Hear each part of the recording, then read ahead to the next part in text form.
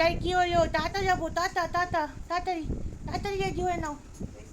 Good morning বন্ধুরা, তোমরা কেমন আছো? আশা করি সবাই খুব ভালো আছো। রিয়ানি দুষ্টুমি চ্যানেলে তোমাদের সকলকে জানাই অনেক স্বাগত। এখন ঘড়িতে বাজে 6:30 আর আমরা এখন সকাল সকাল সবাই রেডি হয়ে নিয়েছি, একটা জায়গায় ঘুরতে যাবো। তো কোথায় যাবো দেখার জন্য সেটা অপেক্ষা করতে হবে। আর রেয়ানকে দেখো একদম কাঁচা ঘুমে তুলে নিয়েছি, তাই ওর এখন মুখটা দেখো কিরকম হয়ে আছে। তো চলো এখন বেরিয়ে পড়ি। ঠাম্মার সাথে দেখা করে নিলাম, ঠাকুর নমস্কার করে নিয়েছি, ঠাম্মাকে প্রণাম করে নিয়েছি, এবার আমরা বেরিয়ে পড়বো। দেখিয়ে ভোলাচ্ছে, কারণ ও খুব কাঁদছিল, যেহেতু ওকে কাঁচা ঘুমে আমরা উঠিয়ে দিয়েছি। তো যাই হোক, ওই জন্য ওকে ভোলাচ্ছে। তো এখন আমরা ঘুরতে যাব, ও নিশ্চয়ই আনন্দ পাবে আর আমাদের তো অবশ্যই আনন্দ হবে, বিশেষ করে ওর জন্যই যাওয়া। আসলে বাবা, আমি, মানে রেয়ানের পাপা, মানে আমাদের 4 জনের, মানে 5 জনের ঘুরতে যাওয়ার কথা ছিল। অনেক দিন ধরেই আমরা প্ল্যান করছিলাম যাব। তো কাল রাতে হঠাৎ করে বাবা মাকে ফোন করেছিলাম, মানে ওই বাড়ির বাবা মাকে ফোন করেছিলাম যাওয়ার জন্য। তো ওরা তো কিছুতেই যাবে না, না না না, কারণ আসলে আমার মায়ের খুব একটা ঘোরার শখ নেই, তো ওই জন্য মা কোথাও খুব একটা ঘুরতে যায় না। তো অনেক করে জোর করেছি, মানে বাবা, মানে এই বাড়ির বাবা অনেক করে মাকে বলেছে চলো চলো আমাদের সাথে চলো, ভালো লাগবে, দুদিনের জন্য চলো। তো অনেকবার ফোন করে রাজি করিয়েছি, তো ওরাও তাই যাচ্ছে অনেক করে মানানোর পর। তো ওদেরকেও নিয়ে যাচ্ছি। আর আসলে বিশেষ করে কেন নিয়ে যাচ্ছি বলো তো, মা বাবা তেমনভাবে কোথাও ঘুরতে যায় না, সেটা তো তোমাদের বললাম। আর আমি তো মেয়ে, তো দুই বাড়ির মা বাবা একসাথে যাবে, এটাও একটা আমার আনন্দ। তো ওই জন্য আমরা অনেক করে রাজি করিয়েছি করাতে, তারপর ওরা রাজি হয়েছে, তো ওরাও যাচ্ছে, মানে ওদেরকেও আমি নিয়ে যাচ্ছি। তো চলো, সমস্তটাই তোমরা দেখতে পারবে, ভালো ভালো ব্লগ আসবে। তো কোথায় যাচ্ছি না যাচ্ছি সমস্তটা দেখার জন্য আমাদের ভিডিওকে ফলো করতে হবে। তো চলো, এখন আমরা বেরিয়ে পড়েছি আর আমরা কিন্তু গাড়ি নিয়ে যাচ্ছি। গাড়ি নিয়ে যাচ্ছি মানে মা বাবা, অনেক ব্যাপার আছে, সেটা তোমাদেরকে ভালো করে বলছি। আমরা যাচ্ছি গাড়িতে, যেহেতু আমার বাপের বাড়িতে একটা ছোট্ট ডগি আছে, তো ওকে তো বাসে বা ট্রেনে অ্যালাউ করবে না, তার জন্য ওর জন্য গাড়ি নিতে হয়েছে। তো ওকে নিয়ে আমরা গাড়িতে যাব। আর আমার বোনও যাচ্ছে। তো আমার বোন, আমি আর রেহানের পাপা গাড়িতে যাব আমার ওই ছোট্ট ডগিটাকে নিয়ে।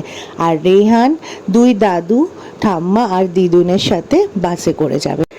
আর এই বাড়ি থেকে তো আমাদের ধর্মতলা অনেকটা দূর, মানে যাদবপুর থেকে, তাই মা বাবাকে, মানে এই বাড়ির মা বাবাকে ধর্মতলা অবধি নামিয়ে দেব।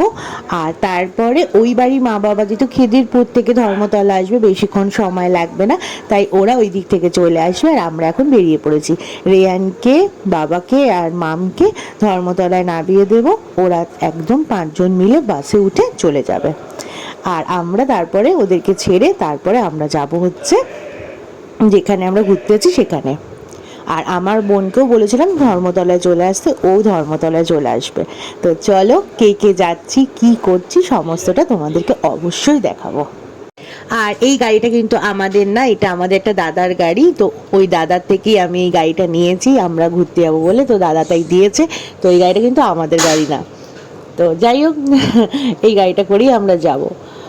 আর তোমাদের ছোট্ট রেয়ানকে দেখো, ও বুঝতে পেরে গেছে যে ও ঘুরতে যাচ্ছে। তো তোমরা কিন্তু কেউ ভেবো না যে আমরা গাড়িতে যাব আরাম করে, বাচ্চাটাকে বাসে করে পাঠাচ্ছি, কোনো ব্যাপার না। এখন থেকে সমস্ত কিছু শিখতে হবে, কারণ এই বয়স থেকে যদি ও সমস্ত কিছু অভ্যাস না করে, বড় হলে আমার মতো হবে। কারণ আমি কিন্তু অনেক কিছু পারি না, মানে আমার যেহেতু অভ্যাস নেই, ওই জন্য আমি পারি না।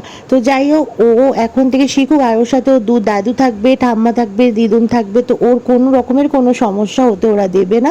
তো আমি একদম নিশ্চিন্ত মনে ওকে বাসে তাই পাঠাচ্ছি। আর এসি বাস, কোনো অসুবিধা হবে না।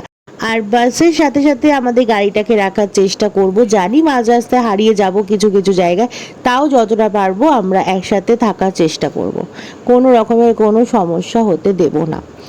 আর রেহান একটু বাসে করেও যাক ঘুরতে। তো তোমাদেরকে বলে ফেলি আমরা কোথায় যাচ্ছি। কোথাও তেমন না, আমরা দীঘা যাচ্ছি, দুদিনের জন্য দীঘা যাচ্ছি। আর দেখো, এদিকে রিয়ান একদম ঘুমিয়ে পড়েছে। তো ঘুমাক, আমরা তাড়াতাড়ি করে পৌঁছাতে হবে, কারণ গিয়ে টিকিট কাটতে হবে। আর এখন আমরা ধর্মতলা চলে এসেছি, এখন টিকিট কাটতে যাচ্ছি। আর গাড়িতে মাম আর রেহান আর বাবা ওয়েট করছে ও বাড়ির বাবা মার জন্য। ও বাড়ির বাবা মা আসলে ওদেরকে বাসে বসিয়ে দিয়ে আমরা এখান থেকে বেরিয়ে যাবো।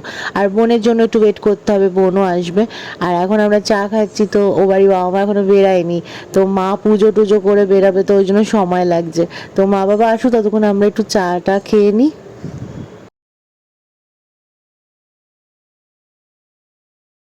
চা খাওয়ার পর দেখি এই দাদাটা গরম গরম কচুরি ভাজছে। তো আমি কচুরি দেখে নিজেকে ঠিক রাখতে পারি না, আমি কচুরি খেতে খুব ভালোবাসি।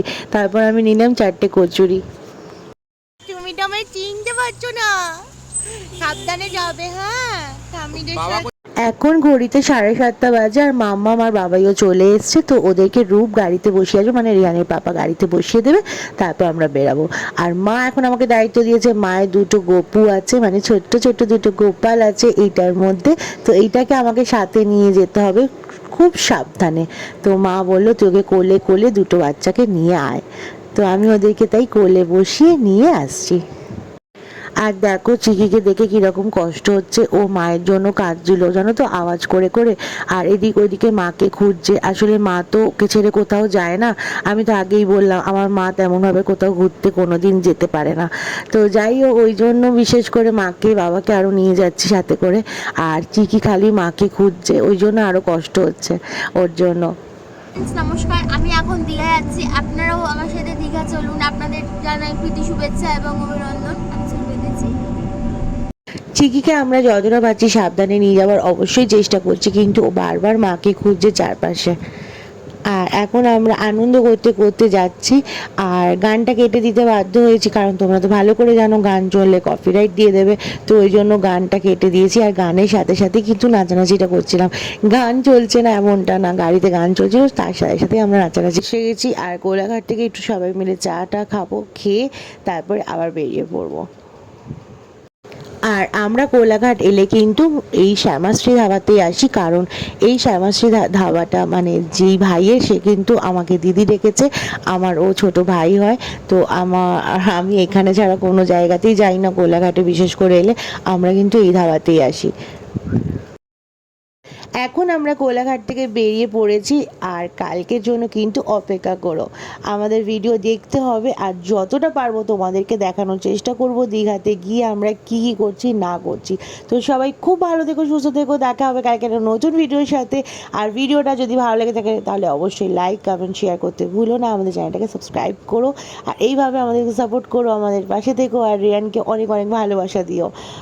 আর তো আজকের মতো এইটুকুই, টাটা। কালকে দীঘাতে গিয়ে আবার দেখা হবে।